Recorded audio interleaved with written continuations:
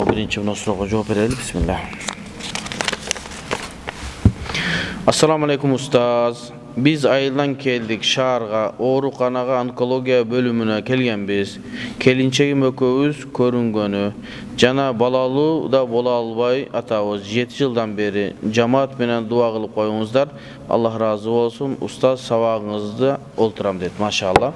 7 жыл аз эле таксырым. 10 жыл, 15 жылдап деле иншалла балалуу болбой жүрүп, кийин балалуу болгондор бар иншалла. Аллах Тааланын фадлы карамы кенен иншалла. Дуа кылалы. Бисмилlah, вальхамдулилlah, ва ла илаха иллаллах, Аллаху акбар. Ушул таксырыбыздан ден соолугу чың болуп кетсе, мына келинчеги менен ушул Бишкекке келип ооруканага көрүлүп атат экен. Аллах Таала шифасын берген болсун. Бир сонун бир исламга, иманга кызмат кылаткан уул кыздарды берип, балалуу, чакалуу болуп, көп болуп кетсе. Аллаху акбар.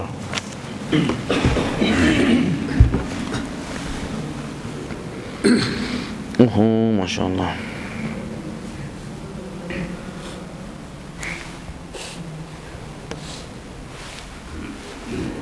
Ne oldu şimdi?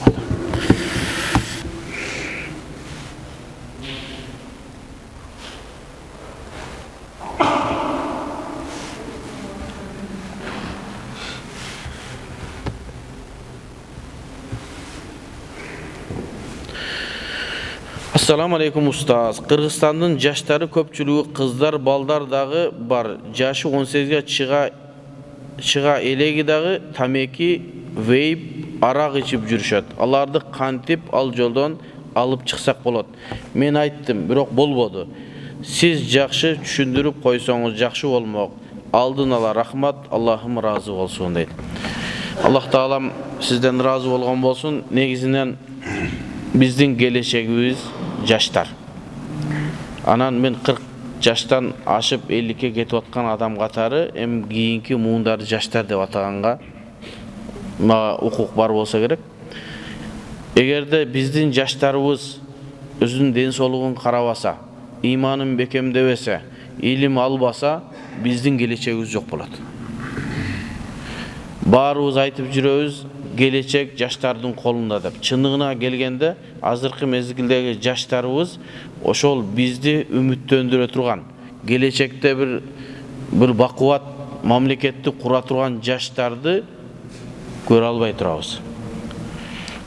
Көчөдө көрсөңүз жаш эле балдар жанагы электронный тамеки чегип жүрүшөт. Жаш эле кыздар жылаңаш жүрүшөт. Эми ошол эле мезгилде иман жолунда, ислам жолунда жүрүп, илим алып аткан жаштарыбыз дагы бар. Бирок ошолордо дагы проблема бар да, мектепти окутпастан барып илимге берип койгон. Анан ошол мектепти жакшы окубастан барып илим алган молду деле жарытпайбыз да. Эмне себептен чоң устазды дайым мисал келтиребиз. Себеби мектепти алтын медал менен бүткөн, исламский университетти алтын медал менен бүткөн, анан көрдүңөр эмнелерди исламга кызмат кыла алды. Ошон үчүн жаштарыбызга ата-энелер жоопту деп айтат элем.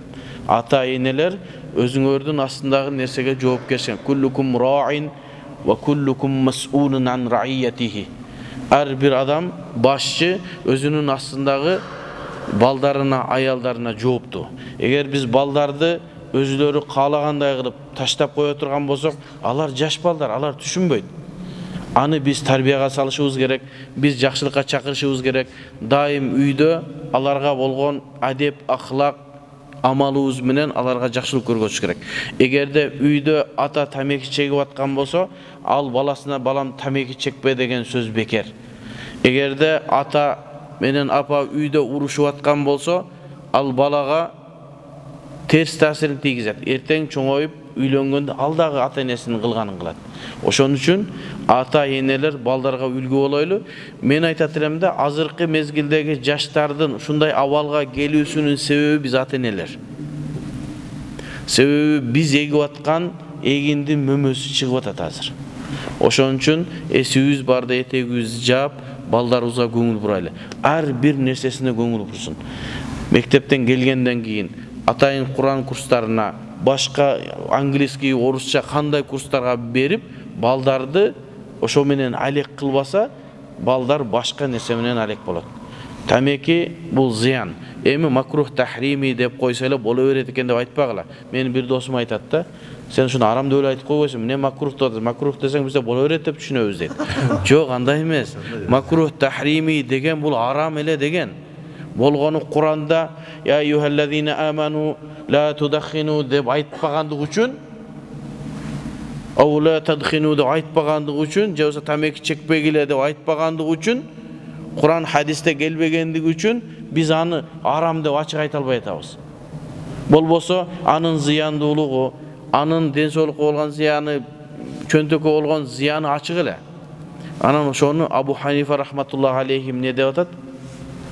Ошол арамга жакын эле макрух тахрими арам деп айта албайм, себеби Аллах Таала арам дебеген болсо мен кантип айтам дейт. Ошон үчүн макрух тахрими деп атабыз. Ал деген нерсе кыла бергиле деген нерсе эмес, ал арам эле деген нерсе. Болгону аты эле башка. Ошон үчүн насвай болсун, тамеки болсун, ал электронный болсун, бир классический болсун, бардыгы ден соолукка зыян. Ошон үчүн адамдар ушул нерседен алыстасын. Эми ошол эле мезгилде жаман кинолорду көрүп, азыртан эле жаштайынан туруп оорулуу болуп аткандар дагы бар экен.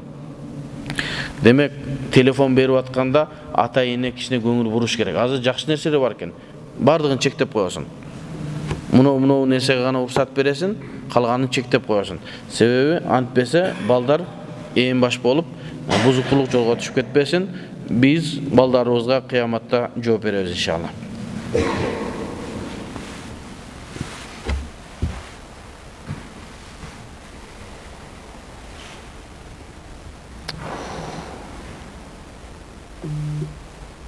Кейбір uzun суроолор бар экен, мен аны жеке өзүнө жооп берейин. Себеби бул жерде uzun суроолорго жооп бере албайбыз.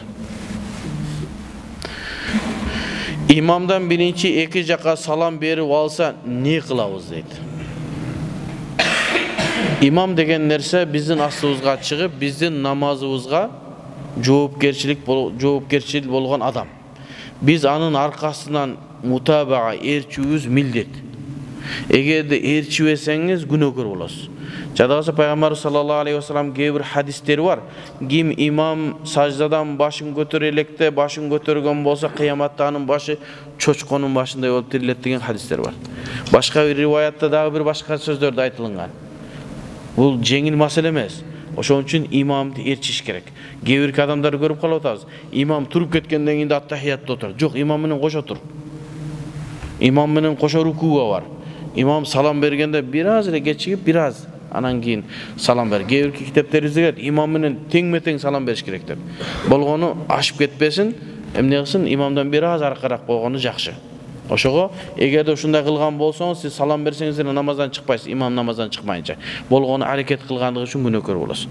Ошон үчүн имамды карап, имамдын ар бир аракетине көңүл бурушубуз керек.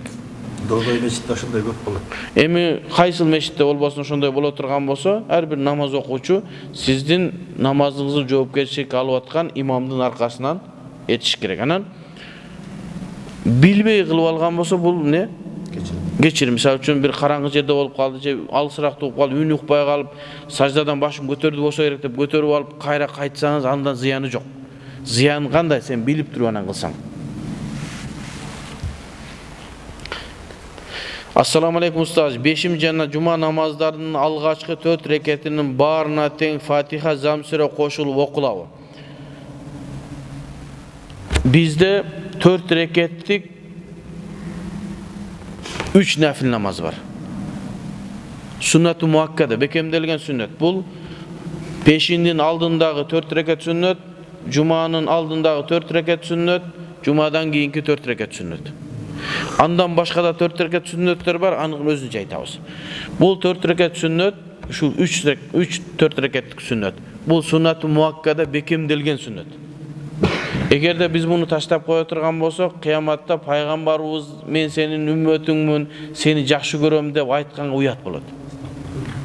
Себеби пайгамбар кылган нерсени сен кылбай туруп кантип пайгамбарды сүйөсүң? Эми бир мүмкүнчүлүк болуп калса, окуй албай калсаңыз, сапарда болуп, сиз сүннөт окуганчан самолет жыла турган, машина жыла турган болуп калса, анда парызын окуп алып, сүннөтүн машинеге чыккандан окуй берсеңиз болот. Bir gana sünnetlerden bagımdattın sünneti gana oturup okuganга уруксат жок. Калган сүннөттөрдү отуруп окусаңыз болот. Эмне себептен багымдат намазынын 2 рекат сүннөтү отуруп окуганга болбойт десе, лианнаху карибун илал важиб. Сүннат муаккадан да муаккадасы.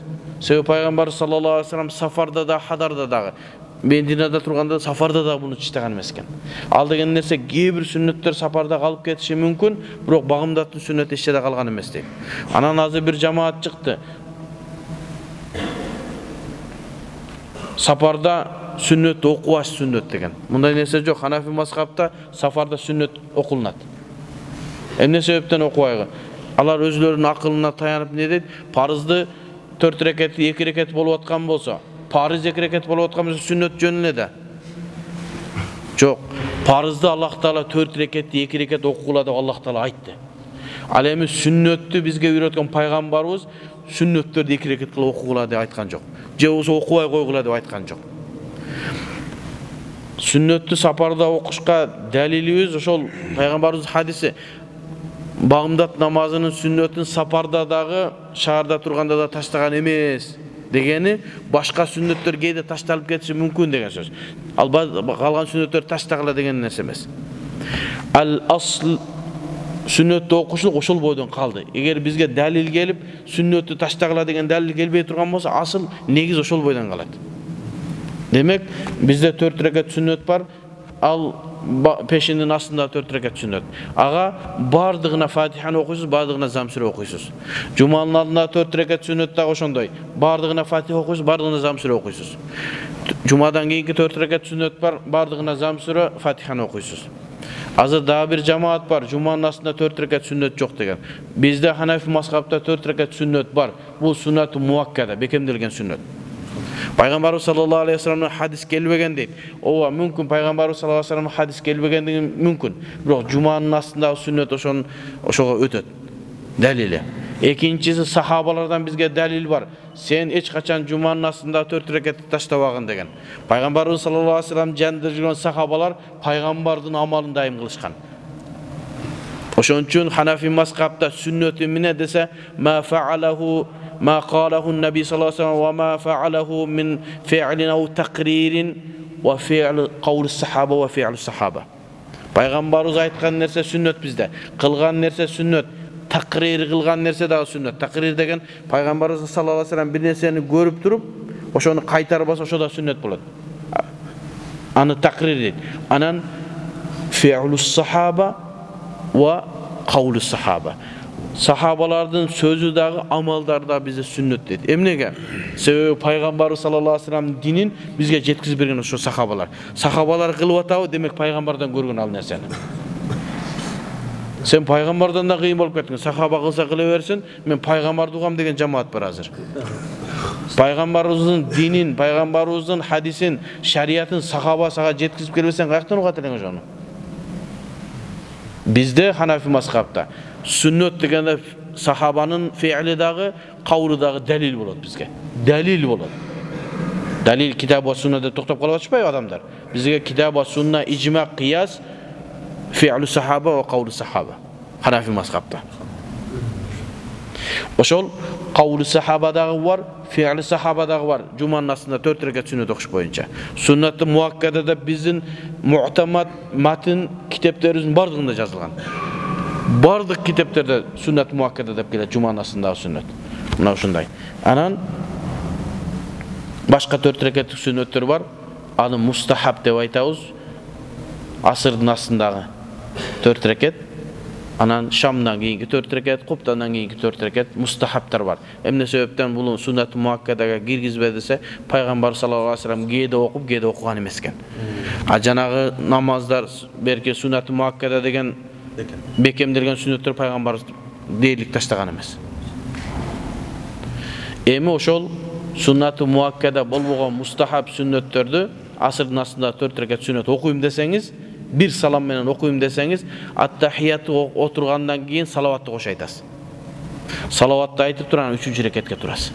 Себеби ал 4 рекеттик, ар бири 2 рекет өзүнчө 2 рекет болуп эсептелет. Ал эми Janagı biz aytkan sunnat-ı muakkada bolgan 3-4 reketlikti, ana at-tahiyyatıdan keyin 3-nчүгө turup kete beresiz.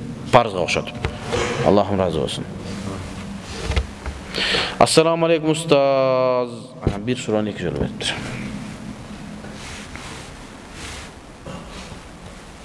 Assalamu alaikum damla. Bizde kamsızdandırуу boyunca suro bar ele. Azırkı emas, azırkı uçurda mamleket tarafından kıyımıldığı mülktü, jana una, jana uşu sıyaqtı nersede kamsızdandırуу mildеттүү түрдө karalgan. Birok kamsızdandırbagan üçün ayıpпул салуу жылга uzartılıp kelet. Ушундай жагдайда негизи шарият боюнча камсыздандыруу кандай каралат? Эгер уруксат болсо кайсы учурларда жана кандай шарттар менен? Камсыздандыруу страховая компания. Эми ошол шариаттын талабына ылайыкташтырылган болсо камсыздандыруу дурус.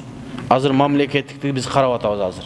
Мамлекеттик камсыздандыруу канчалык даражада шариатка туура келет. Эми мурда ушундай бир айтылып калган устазы Чуагажыдан ден соолукка гана камсыздандыруу болот, башкага камсыздандыруу болбойт деген бир фатвасы болгон. Эми мүмкүн ошол мезгилде ушундай фатва берилсе керек. Негизи азыр камсыздандыруу бардык нерсеге дурус. Бул боюнча биздин устазыбыз Салах Абул Хадж хафизахуллаху таала бардык нерсеге камсыздандыруу эмне кылат? Дурус деп айтат. Себеби бул шариятыбызда кээ биркилер айтат да бул кумарга окшош болуп калат. Мисалы үчүн кумар ойногонуңда бирөөнүн бирөөгө чыгып экинчи адамга чыкпай калат го. Сиз камсыздандыруу кылдыңыз машинаңызды. 1 жылга чейин эгерде сиз машинаңызды урбасаңыз, эч нерсе кылбасаңыз, тиги акча кетип калып атпайбы? Жөн эле кетип калып атат деген жок, андай эмес. Камсыздандырууну кепилдикке алган адам ошону карап турат. Эгерде мындай болсо болот депчи. Ошол кепилдикке алгандыгы эсеп болот бизде. Бул боюнча китептерибизде азыр айтып атабыз, жайылтып атабыз. Иншаллах камсыздандырууга биз кайтышыбыз керек. Шарият уруксат берет. Бирок ушул дагы эртең фитне болуп чыгышы мүмкүн. Ол жобай ушундай деп чыкты деп. Бирок менин бул боюнча ошол өзүм сөзүм эмес, бул Салах Абул Хадж Ханафи Кыргызстанда эмес, дүйнөдөгү биринчи орунда турган Ханафи устаздын фатвасы. Туро таласта дыйкандар төп урчакты фасоль жазында урук үчүн жерге сепкенге 100 кг берет, күзүндө 200 кг бересиң деп ошол сүткорлукка болобу дейт. Сүткорлук болот. Себеби 1 кг, 1,5 кг же 2 кг саткан сүткорлук. Бирок мунун башка жолу бар. Бей'ус салам же болсо бей'ус салаф деген бар. Күзгү акча берип коет го. Акча берип коесуң, күздө товар бересиң. Бул дурус шариятыбызда. Ал эми мынандай килограмм берген, бул эмне? Ачык сүткорлук. Кудайым сактасын. Устаз күн төбөгө келгенде намаз окулбайт го. Чак түштө пешинден алдын убактысы канча? Мисалы пешиндин убактысы 1:16 кирет. Ушул маселени адамдар кичине жакшы түшүнбөй атат. Az-zawal деген нерсе бул төбөгө келген мезгил, а? Бa'da az-zawal бизге пешиндин убактысы кирет, а? Күн төбөгө келгенде, күн чыгып атканда, күн батып атканда намаз окуудан тыйылганбыз. Себеби ошол күнгө сыйынгандарга окшоп калбас үчүн. Эми ошол күн төбөгө келгендин убактысы канча? Канча мүнөт окубашыбыз керек? Кээ биркилер 20 мүнөт, жарым саат дегендер бар экен. Жок. Аз эле убакыт, ал күн өтүп кетип атат, тийип эле кетет. Башкача айтканда, мен айттым да 10 мүнөт көптүк кылышы да мүмкүн. Болду. Тик төбөгө келдиби? Кайра кетет, болду. Турбайт ал. Жарым саатка чейин пешиндин, күн төбөгө келди, ал күн жылып атат. Турбайт ал. 10 мүнөттөн кийин завалга өтөт, ошого не кыла берет? Окула берет. Ошого биздин устазыбыз Шейх Салах Абул Хадж лахза дейт. Кичине гана вакыт. Күн төбөгө эми билбейбиз да аны. Ошого мисалы үчүн азыр 1ден 16 мүнөт өткөндө кире турган болсо, 1ден баштап намаз окуй коерсиз. 1ден кийинчи, 1ге чейин кирбей, 1де завал болсун дейлик. 1ден 16 өткөнгө чейин не кылбай турса, намаз окубай турса, 10-15 мүнөт ушундай.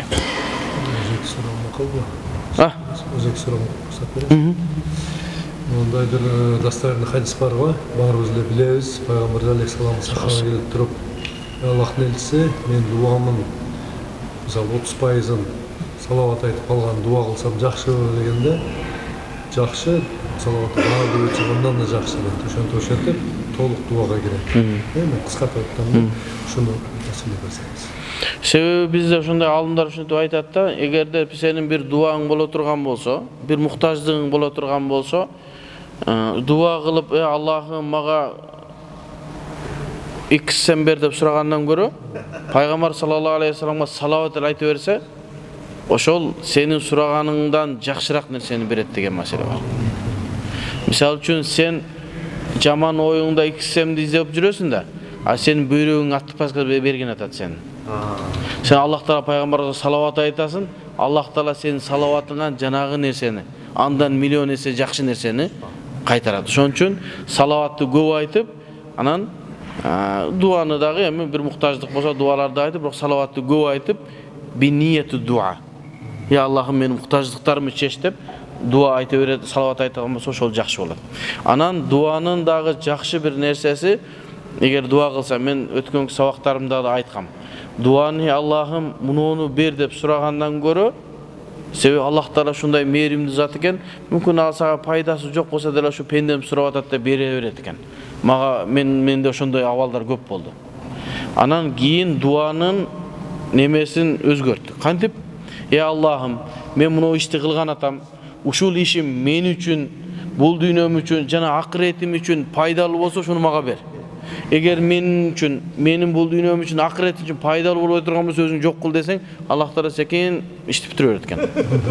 Ошон үчүн эмне кылат экенбиз? Ушинтип дуа кылса жакшы болот экен. Аллахым, муну кызга үйлөнгөн атам, эгер ушул кыз менин бул дүйнөм үчүн, акыретим үчүн, менин такыбалыгым үчүн, иманым, исламым үчүн пайдалуу боло турган болсо, Аллахым өзүң насип кыл.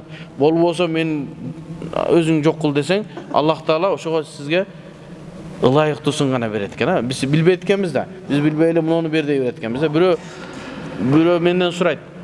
Мен эки кызды көрдүм дейт, өкөтең жакшы эле экен, бирөөсү жагып турат. Ошондо истихара намаз жок, жагып турганын алып бер, истихара окубай элечи. Истихара эки нерсеге чечилбей калганда кылынат. Эң жакшысы эмне кылыш керек? Аллахым, кимисе мага пайдалуу болсо бер десең, ошол эмне болот? Жакшы болот. Устаз өзгөндөн чыккан эки алым имам Сарахси менен Кадихан кайсы улуттан, улуту ким дейт? Кыргыз дейт. Эми Кыргызстанда жашап аткандан кыргыз дейбиз да?